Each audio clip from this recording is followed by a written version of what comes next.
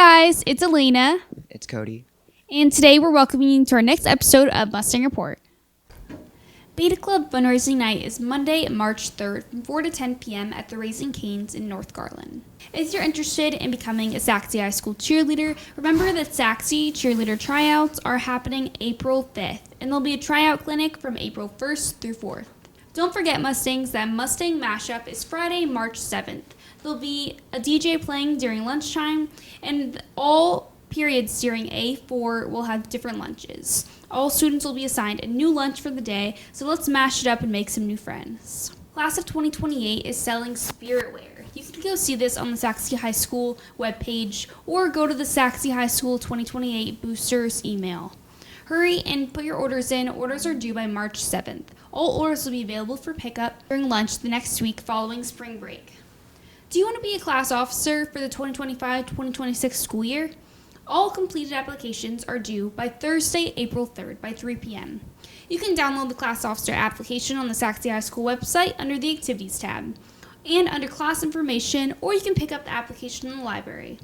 The elections will be held April 17th, and you can see Miss Ellis in room 294C in the library for more info.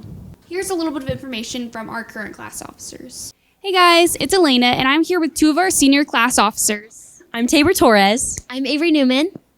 All right, and we're just going to be asking some questions about what it's like to be a class officer. So for starters, why did you guys decide to run? I decided to run just because I wanted to represent our student body. And I ran because I just wanted to make important decisions for our class. What piece of advice would you guys give to people who are currently running or campaigning to be an officer? So I didn't run my freshman year, and so the advice I'd give is to actually get to know everyone in the student body because that's who you're representing. And then when I was campaigning, I put a bunch of posters around the school and I passed out candy and it worked. So I would campaign like that. What are the different positions for class officers, and what positions have you guys held? So we actually don't even do the main positions besides president and vice president, but I was president my junior year. And then I was just a generic officer all 4 years. Were you guys both officers all 4 years? I was only an officer for 3. I was 4, yeah. Thank you guys very much. Attention juniors, there'll be a new district policy for students to get senior release, which is early release and late arrival for the 2025-2026 school year. Senior release is an opportunity that students can earn their 12th grade year for an off period during their academic day. To qualify, a student must be on track with their 26 credits for graduation while meeting college, career, and military readiness indicators in one of the following specific categories: either TSI, SAT, or ACT test scores, or earn an industry-based certification and complete 3 or more courses for 4 or more credits, including an advanced CTE course within an approved program of study. Friday, March 7th will be the faculty versus senior basketball game. It will be in period A5 in the main gym. Tickets are $5 cash only and will be sold on March 7th during lunch. You must be wearing your current student ID and trust card to purchase a ticket and to attend the assembly. You cannot be on LOP to purchase the tickets or attend, and you must be off the LOP by Wednesday, March 5th, end of the day, to be off. Now, if you're a senior and you want to sign up for the basketball game, you must be currently passing all your class, have no more than 3 absences for the spring semesters, you're not on LOP, no ISS suspension or AEC placement this year, and no in-season athletes can play per your coaches. Student participants are required to pay $5 to participate. It's a first come first serve on signups. Sign-up form is due to Miss Ellis along with your $5 when signing up. You must turn in everything into Miss Ellis in the business office. All signups must be completed by Wednesday, February 26th, end of the day.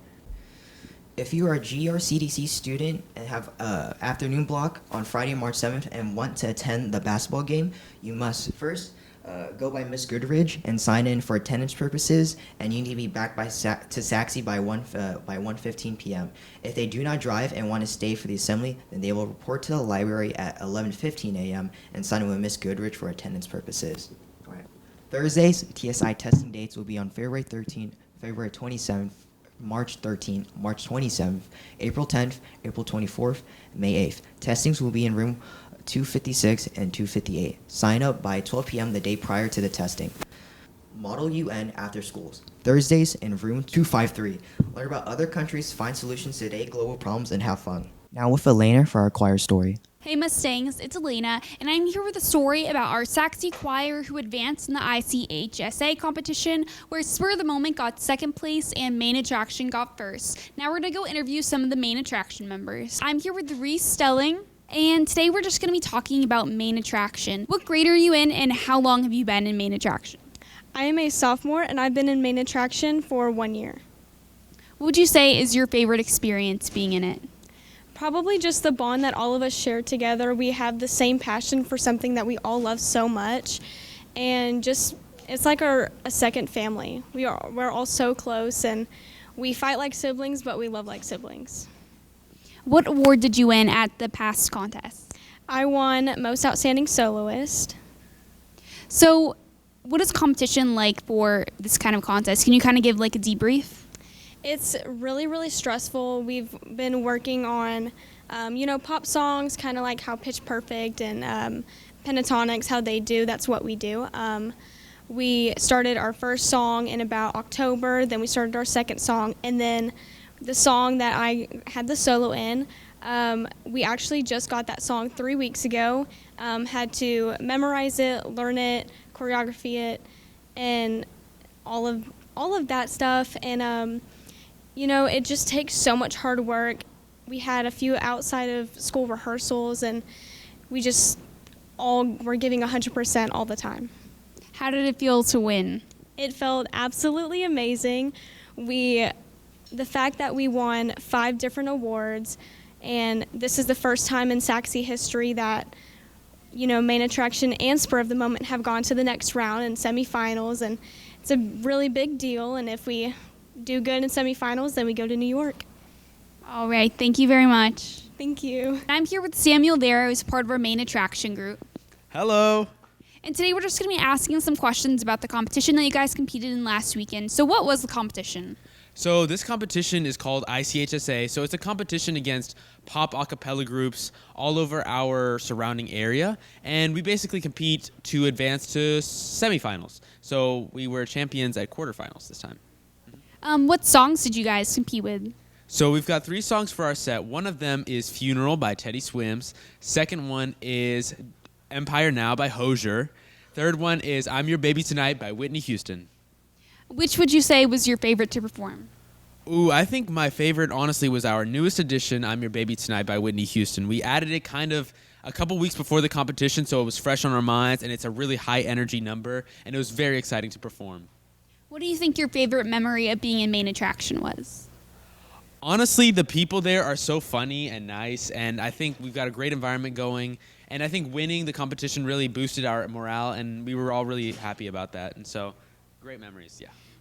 So what does the next round of competition look like for you guys? Well, the next round of competition is on March 8th at 7 p.m. It's at Marcus High School, and it's semifinals, so we're going up against groups that are even more challenging, groups that advance past the other quarterfinals, and so that'll be pretty exciting. I really hope that we can pull it together, and only one group from there advances, I believe, so it'll be tough. All right, thank you. Thank you. Howdy. Now on to Dylan and Dejan of the sports. What's good, Mustangs? I'm Dejan Thompson. And I'm Dylan Case. And welcome back to the coach's office. These are your weekly sports announcements.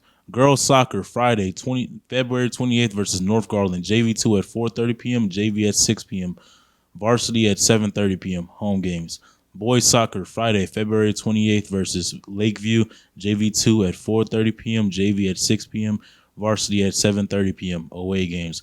Track and field, Saturday, March 1st at the Red Oak Track Meet at Red Oak High School. Yeah, golf tournament, February 28th through March 1st. Varsity boys at the Eagles Bluff. Golf tournament, Monday, March 3rd. Varsity boys at the Dallas Athletic Club. JV tennis, Tuesday, March 4th at the Forney JV tournament. 8 a.m. at Forney High School and North Forney High School. Softball games, Tuesday, March 4th versus Lakeview. JV at 5 p.m., Varsity at 6:30 p.m., away games. Baseball games, Tuesday, March 4th versus Garland High School. JV at 4 p.m., Varsity at 7 p.m., home games. Golf tournament, Wednesday, March 5th, Varsity boys and JV boys at the Lake Arlington Golf Course. Track and field Thursday, March 6th at the Coppell Relays at Cowboy Stadium in Coppell. Varsity tennis Thursday, March 6th at the Forney Tournament, 8 a.m. at Forney High School and North High School. Varsity baseball March 6th through the 8th tournament at Coppell, Prosper, and South Lake Carroll. Make sure to get your tickets online to go to those games. JV Baseball, March 6th through the 8th, tournament at Wiley and Wiley East. JV2 Baseball, March 6th through the 8th, tournament at Wiley East. Faculty versus senior basketball game, Friday, March 7th, period A5 in main gym. Well, Mustangs, that's all for this week in the coach's office. I'm Dylan Case. I'm Dejan Thompson. And thank you for watching. Now on to Alana with Black History Month. Hi Mustangs, my name is Alana Parks and today I will be going over writers of the Harlem Renaissance. We often spotlight one person for Black History Month, but today we will spotlight a Renaissance.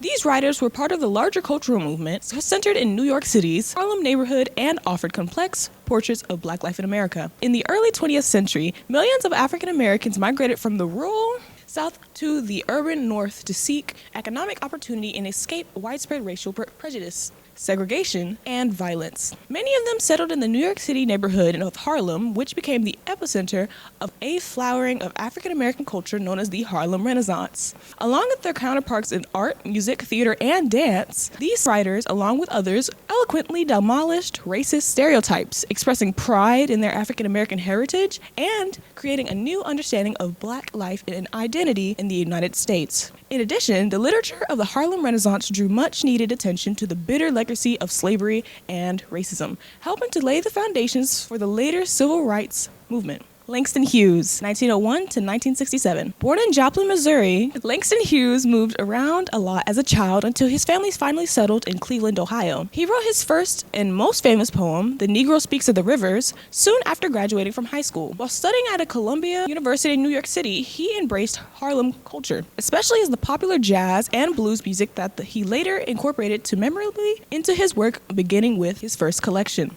The Weary Blues, 1926, as the most influential and widely celebrated voice of the Harlem Renaissance. Hughes also wrote essays, novels, short stories, and plays, all of which centered and celebrated the Black life and pride in African American heritage. Zora Neale Hurston, from 1891 to 1960. After growing up in rural Alabama and Florida, Zora Neale Hurston attended Howard University and won a scholarship to Barnard College in 1925, which brought her into the heart of Harlem culture. Trained anthropologist who traveled to Haiti and Jamaica for research. Hurston gained attention in the 1930s for her collection of African-American folktales of mules and men, 1935, and her 1937 novel, Their Eyes Were Watching God, about the tumultuous life of a Black woman in the rural South. Though Hurston struggled to make a living as a writer during her lifetime, interest in her work revived after her death, when Their Eyes Are Watching God was celebrated as a literary classic and one of the greatest works of the Harlem Renaissance. Jessie Redmond Fawcett, 1882 to 1961. Poet and critic Jessie Redmond Fawcett, a 1905 graduate of Cornell University, where she was possibly the first Black female student, Jessie Redmond Fawcett was working as a teacher when she began writing for The Crisis in 1919. She moved to New York to become the magazine's literary editor, helping to introduce writers such as Cullen Hughes and McKay into national audiences. In addition to promoting the work of other important writers, Fawcett continued to publish her own poetry and short fiction in the magazine, as well as 4 novels including There Is Confusion and Plum Bun, which chronicled the lives and culture of the emerging Black middle class. Jean Toomer, 1894 to 1967. Born in Washington, D.C., Jean Toomer came from a family with both white and Black heritage, and his father and his grandfather had been the first Black governor in the United States during Reconstruction. After attending the City College of New York, Toomer wrote poetry and prose for several years, then moved to Georgia in 1921 to take a teaching job. The experience of returning to his family's southern roots inspired the novel Cain, 1923, an experimental hybrid of fiction prose, dramatic dialogue, and poetry that was hailed as an important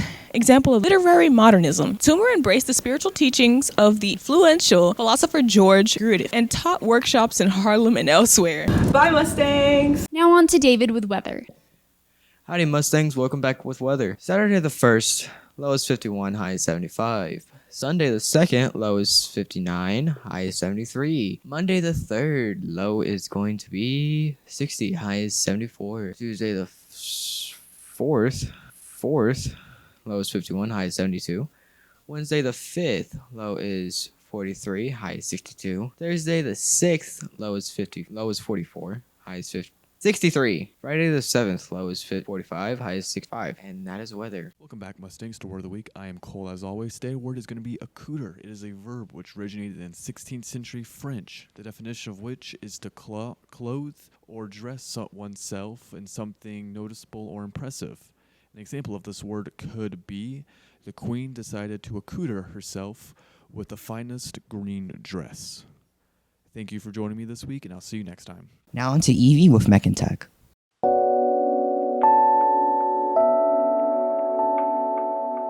Hello, Mustangs. It's time for the next episode that I promised. My mother's theory. So, my mother's theory, I briefly stated about 2 weeks ago. It was that they changed the North American servers to be replicate only. This does actually match the kind of time that we should expect. It actually does explain some of the things better than a DDoS, but not important. My mother's theory is that they switched it over to replicate. They switched their North American servers over to replicate only. They would have done this stealthily, which explains the zero community outreach. They would have done this. They would have done this over a longer period of time. It just takes a while to switch all the servers over and make sure that they work. So that explains the time. It explains the scheduled downtime with absolutely no prior communication. So it does actually explain a lot. So why don't I agree with her? Well, the short answer is I do, but I came up with the hacking theory first. So it's not that I don't agree with her. I think that she's probably right. I just really want it to be a hack because that's more interesting.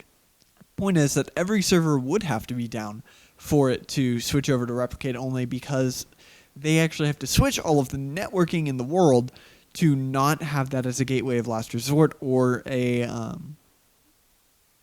communication at all. So replicate only just means that they have a main server and this writes down all of their data. This is everything they have. And replicate only just replicates that data so that it can be spread out further. Anyway, that's all I have time for, I think, Mustangs. So, later. Thank you guys for watching, Mustangs. And have a wonderful week.